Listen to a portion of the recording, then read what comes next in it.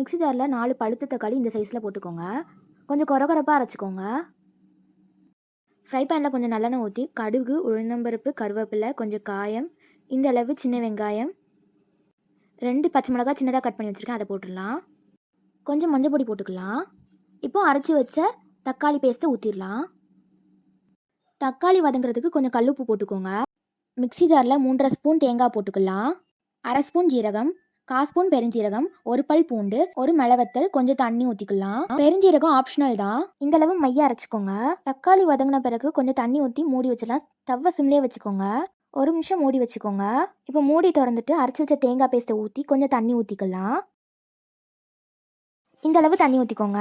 உங்களுக்கு தேவையான அளவு கல்லுப்பு போட்டுக்கோங்க. 1/2 ஸ்பூன் அரிசி மாவை தண்ணி ஊற்றி கலக்கி 2 கொதி வந்தோடனே ஊற்றிக்கலாம்.